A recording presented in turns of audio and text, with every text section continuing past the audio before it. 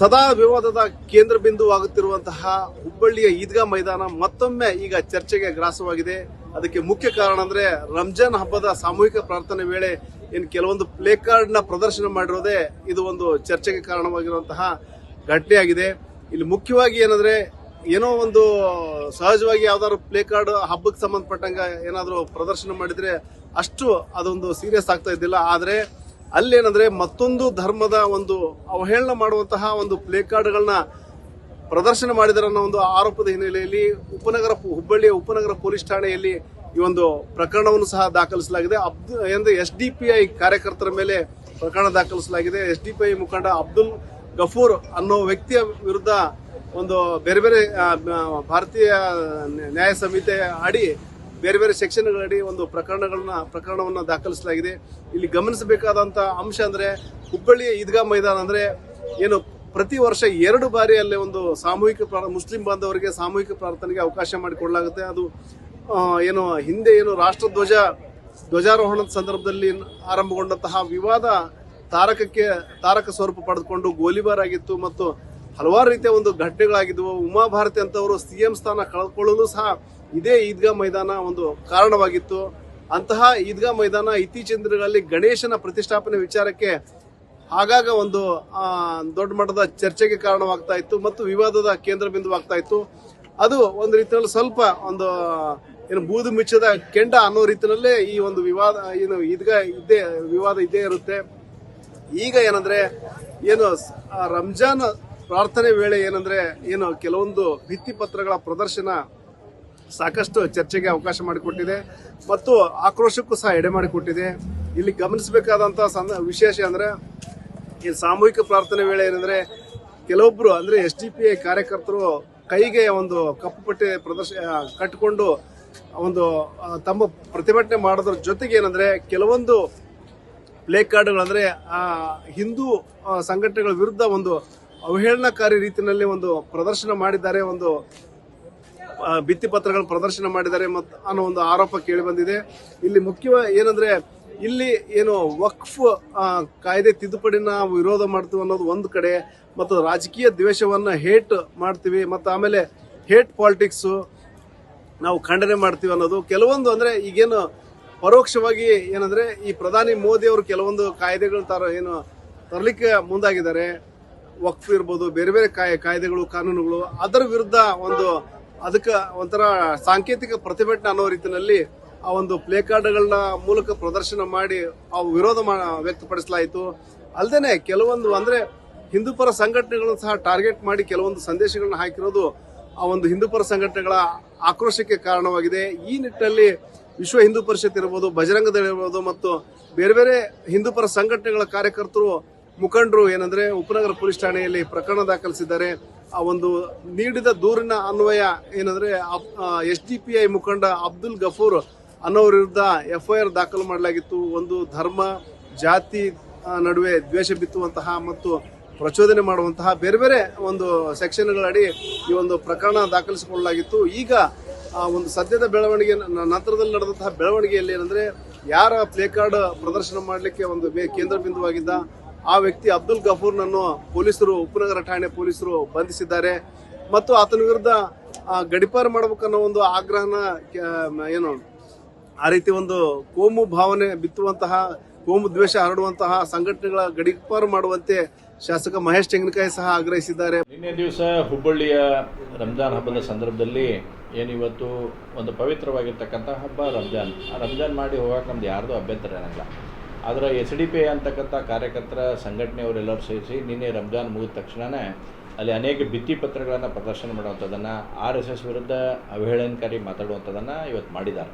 ಇದನ್ನು ನಾವು ಎಲ್ಲರೂ ಕೂಡ ಉಗ್ರವಾಗಿ ನಾವು ಖಂಡಿಸ್ತೇವೆ. ಅದ್ರ ಜೊತೆ ಪೊಲೀಸ್ ಇಲಾಖೆಯವರು ಈ ರೀತಿಯಾದಂಥ ಘಟನಾವಳಿಗಳು ನಡೆದಾಗ ತಕ್ಷಣ ಅವ್ರ ಮೇಲೆ ಕ್ರಮ ತೆಗೆದುಕೊಡ್ತಕ್ಕಂಥ ಕೆಲಸವನ್ನು ಪೊಲೀಸ್ ಇಲಾಖೆ ಮಾಡಬೇಕಾಗಿತ್ತು. ಅದರ ದುರ್ದೈವದ ಸಂಗತಿ ಸಾಯಂಕಾಲವರೆಗೂ ಕೂಡ ಪೊಲೀಸ್ ಇಲಾಖೆಯವರು ಕೂಡ ಯಾವುದೇ ರೀತಿಯಾದಂಥ FIR ಮಾಡಲಿಲ್ಲ. ಯಾವಾಗ ನಮ್ಮ ವಿಶ್ವ ಹಿಂದೂ ಪರಿಷತ್ತಿನ ಕಾರ್ಯಕರ್ತರು ಹೋಗಿ ಅಲ್ಲಿ ಹೋರಾಟವನ್ನು ಪ್ರಾರಂಭ ಮಾಡಿದ ಮೇಲೆ ಸಂಜು ಬಡೋದ್ಕರ್ ಅವರು, ರಘು ಎಲಕ್ನವರು ಎಲ್ಲ ಸೇರಿಸಿ ಮಾಡಿದ ಮೇಲೆ ಇವತ್ತಲ್ಲಿ FIR ಮಾಡ್ತಕ್ಕಂಥದ್ದು, ಒಬ್ಬರನ್ನು ಬಂಧಿಸ್ತಕ್ಕಂಥ ಕೆಲಸ ಆಗಿದೆ. ಹಾಗಾದರೆ ಇದರ ಸಂದೇಶ ಏನು ಕೊಡ್ತಾ ಇದ್ದಾರೆ ಇವತ್ತು ಪೊಲೀಸ್ ಇಲಾಖೆ ಆಗಲಿ ಸರ್ಕಾರ ಆಗಲಿ? ಅಲ್ಪಸಂಖ್ಯಾತರ ತುಷ್ಟೀಕರಣ ನೀತಿಯ ಭಾಗವಾಗಿ ಈ ರೀತಿಯಾದಂಥ ಘಟನಾವಳಿಗಳು ನಡೀತಿದ್ದಾವೆ. ನಿನ್ನೆ ದಿವಸ ಅನೇಕ ಕರ್ನಾಟಕದ ಭಾಗಗಳಲ್ಲಿ ಪ್ಯಾಲೆಸ್ತೈನ್ ಜಿಂದಾಬಾದ್ ಘೋಷಣೆಗಳನ್ನು ಹಾಕಿದ್ದಾರೆ.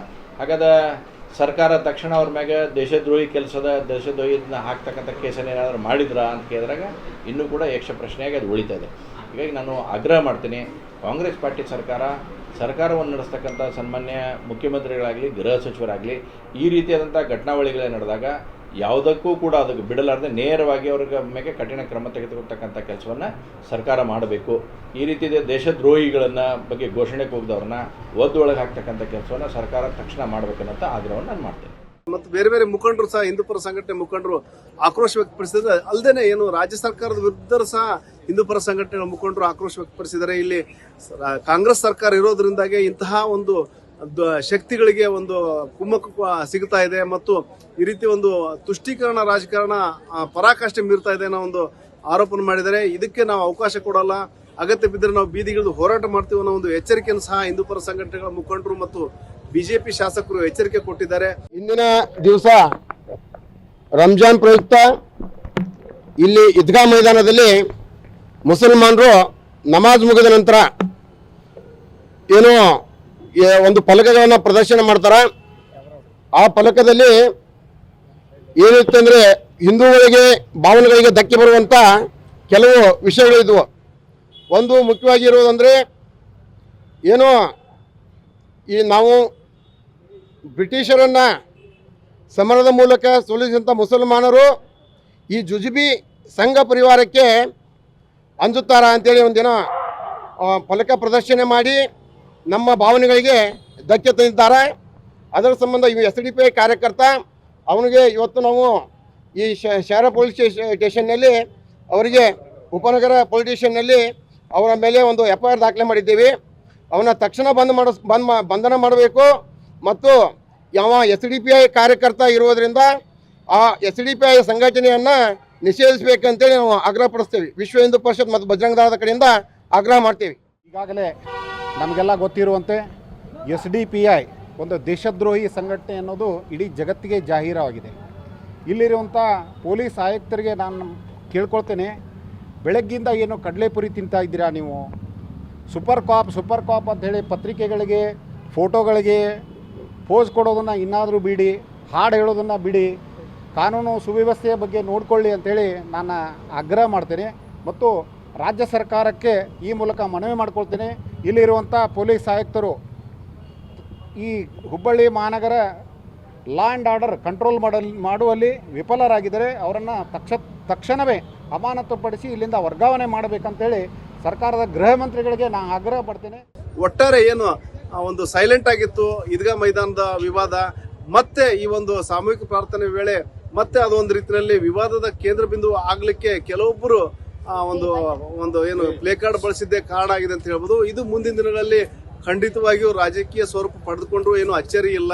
ಯಾಕಂದ್ರೆ ನಮ್ಮ ಏನು ಧಾರವಾಡ ಜಿಲ್ಲೆ ಅದರಲ್ಲೂ ಮುಖ್ಯವಾಗಿ ಹುಬ್ಬಳ್ಳಿಯ ರಾಜಕಾರಣ ಹೆಚ್ಚು ಕಡಿಮೆ ನಿಂತಿರೋದೇ ಆ ಒಂದು ಹುಬ್ಬಳ್ಳಿ ಈದ್ಗಾ ಮೈದಾನದ ಒಂದು ವಿವಾದದ ಮೇಲೇನೆ ಅಂತ ಹೇಳ್ಬೋದು. ಸಾಕಷ್ಟು ಪರ ವಿರುದ್ಧದ ಒಂದು ಚರ್ಚೆಗಳಿರ್ಬೋದು, ಹೋರಾಟಗಳಿರ್ಬೋದು ಸದಾ ನಡೀತಾನೆ ಇರುತ್ತೆ. ಈಗ ಏನಂದ್ರೆ ಆ ಒಂದು ಸಾಮೂಹಿಕ ಪ್ರಾರ್ಥನೆ ವೇಳೆ ಈ ರೀತಿಯ ಒಂದು ಘಟನೆ ನಡೆದಿದೆ. ಇಲ್ಲಿವರೆಗೂ ನಾವು ನೋಡಿದಾಗ, ಇತಿಹಾಸ ನೋಡಿದಾಗ ಈ ರೀತಿ ಒಂದೇನು ರಂಜಾನ್ ಇರ್ಬೋದು ಅಥವಾ ಬಕ್ರೀದ್ ಹಬ್ಬಗಳಲ್ಲಿ ಸಾಮೂಹಿಕ ಪ್ರಾರ್ಥನೆಗೆ ಅವಕಾಶ ಮಾಡಲಾಗಿರುತ್ತೆ. ಅಂತಹ ಸಂದರ್ಭದಲ್ಲಿ ಈ ರೀತಿಯ ಒಂದು ಘಟನೆಗಳು ಯಾವತ್ತೂ ಸಹ ನಡೆದಿರಲಿಲ್ಲ. ಇದೇ ಮೊದಲ ಬಾರಿಗೆ ಈ ರೀತಿಯ ಒಂದು ಪ್ಲೇ ಕಾರ್ಡ್ಗಳನ್ನ ಹಿಡ್ಕೊಂಡು ಪ್ರದರ್ಶನ ಮಾಡೋ ಜೊತೆಗೆ ಕೆಲವೊಂದು ಒಂದು ಧರ್ಮ ವಿರೋಧಿ ಒಂದು ಮೆಸೇಜ್ಗಳನ್ನ ಹಾಕಿರೋದು ಮತ್ತು ಕೆಲವೊಬ್ಬರನ್ನ ಟಾರ್ಗೆಟ್ ಮಾಡಿ ಏನು ಮೆಸೇಜ್ಗಳು ಹಾಕಿರೋದು, ಅದು ಒಂದು ರೀತಿಯಲ್ಲಿ ಬೇರೆ ಸಮುದಾಯದ ಒಂದು ಭಾವನೆಗಳಿಗೆ ಧಕ್ಕೆ ತರುವಂತಹ ರೀತಿಯಲ್ಲಿ ಇದೆ ಅನ್ನೋ ಒಂದು ಆರೋಪ ಇದೆ ಮತ್ತು ಅದಕ್ಕೆ ಆಕ್ರೋಶ ಸಹ ವ್ಯಕ್ತವಾಗಿದೆ. ಒಟ್ಟಾರೆ ಇಂತಹ ಒಂದು ಕಿಡಿಗೇಡಿಗಳ ವಿರುದ್ಧ ಕ್ರಮ ಕೈಗೊಳ್ಳಬೇಕನ್ನೋ ಒಂದು ಆಗ್ರಹ ಹಿಂದೂಪರ ಸಂಘಟನೆಗಳ ಮುಖಂಡರದ್ದಾಗಿದೆ. ಅದಕ್ಕೆ ಪೂರಕವಾಗಿ ಪೊಲೀಸರು ಸಹ ಈಗ ಒಬ್ಬರನ್ನ ಅರೆಸ್ಟ್ ಮಾಡಿದ್ದಾರೆ ಮತ್ತು ಮುಂದೆ ತನಿಖೆಯನ್ನು ಸಹ ಮುಂದುವರಿಸಿದ್ದಾರೆ. ಶಿವರಾಮ ನ್ಯೂಸ್ 18 ಹುಬ್ಬಳ್ಳಿ.